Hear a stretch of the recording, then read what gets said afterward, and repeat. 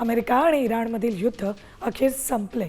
अमेरिकेचे राष्ट्राध्यक्ष Donald Trump यांनी ऐतिहासिक शांतता कराराची घोषणा केली आहे। स्ट्रेट ऑफ हॉर्मुझवरील अमेरिकन नाकेबंदी तातडीनं हटवली आहे। हा सागरी मार्ग आता टोलमुक्त आणि सुरक्षित करण्यात आलाय।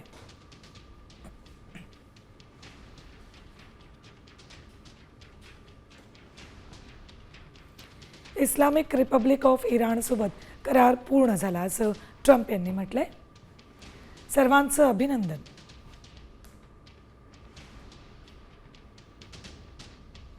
मी स्ट्रेट ऑफ हॉर्मुझला खुलं करण्यास मंजुरी देतो असं त्यांनी घोषणा करताना म्हटलंय।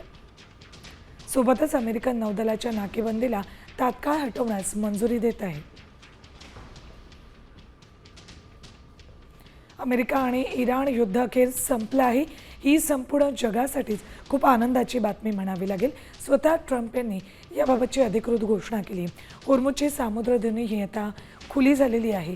केवळ खुली झाली असं नाही तर सुरक्षितरित्या खुली झाली आहे। त्यामुळे आता जगातल्या ज्या देशांमध्ये हॉर्मुझ मार्गे कच्चं तेल आयात केलं जातं त्या देशांनीही सुटकेचा निश्वास सोडलाय। आपल्यासोबत लेफ्टनंट कर्नल निवृत्त लेफ्टनंट कर्नल सतीश ढगे आहेत। आपण त्यांच्याशी बोलूयात। सतीश सर, आजच्या दिवसाची सुरुवातच एका चांगल्या बातमीने झाली आहे। यामुळे संपूर्ण जगाला विशेषतः भारताला कसा फायदा होताना दिसेल? नक्कीच स्वागतार्ह बाब म्हणायला हवी, कारण आता ऑफिशियली इराणनं सुद्धा त्या ठिकाणी मांडलेलं आहे की 19 जूनला इलेक्ट्रॉनिक स्वाक्षरी त्या ठिकाणी होईल या अमेरिका आणि इराण यांच्या डीलशी संबंधित।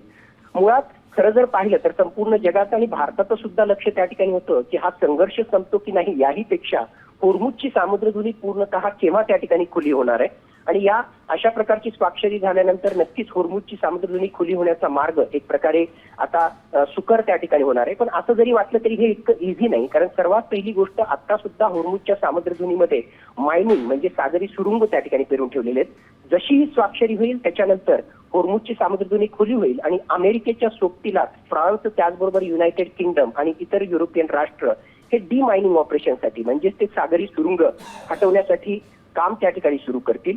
दुसरी महत्वाची बाब, हॉर्मुझच्या सामुद्रधुनीमध्ये आज शेकडो जहाजा दोन्ही बाजूला जे आहेत ते अडकून पडलेले आहेत। यांना पूर्णतः मोकळं व्हायला जे आहे येणाऱ्या काही आठवड्यांचा कालावधी लागेल। पण एक गोष्ट मात्र नक्कीच की जर अमेरिका आणि इराण यांच्यामध्ये अशा प्रकारचा समझोता त्या ठिकाणी होत असेल आणि खरोखरच हा जर टिकत असेल तर जगाच्या अर्थव्यवस्थेसाठी आणि भारतासाठी फायद्याची गोष्ट आहे, कारण एक पेट्रोलियम प्रॉडक्ट्स त्याचबरोबर ऑइल टँकर्स त्यातून येतील आयात। सगळ्यात आधी सर्वसामान्यांची ही चिंता होती की पेट्रोल इंधन आपल्याला वेळेत मिळणार आहे की नाही, ती चिंता आता दूर होईल।